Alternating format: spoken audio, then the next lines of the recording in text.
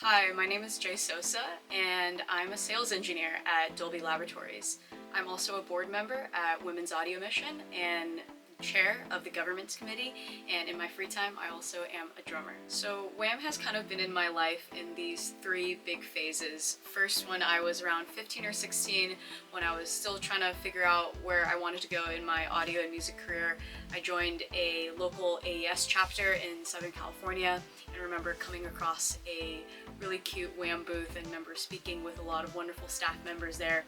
And I got an opportunity to ask about the internship programs and what WAM had to offer. I remember walking away from that conference with a cute little button here, very much like this one, and just had a lot of really wonderful memories and great first impressions of the organization. After that, I kind of,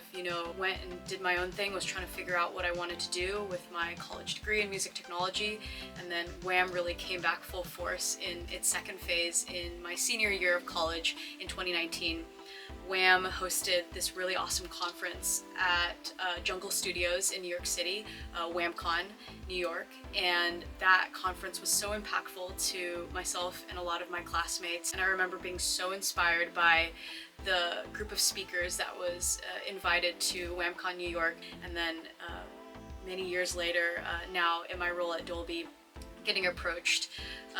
with joining the board for WAM, it was an absolute no-brainer for me. WAM being there for so many touch points during my teenage years as well as my time in college, it was just so obvious to me that I had to,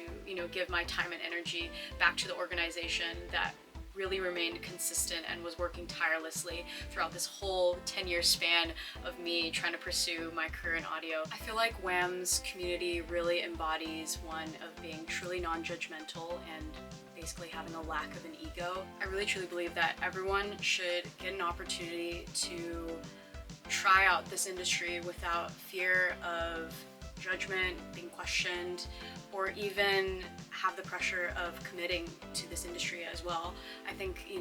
what is so great about the audio and music industry is it appeals to so many people, and it's such an exciting place to work and spend your time in.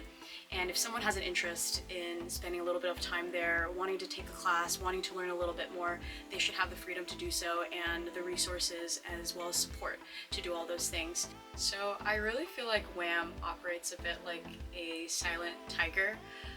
WAM is working tirelessly every single day trying to change the industry. One day you might be joining a session and you look around the room and that's your current normal, but maybe a couple years later, or even a decade later, you might be in that same recording session looking around the room and the space is entirely different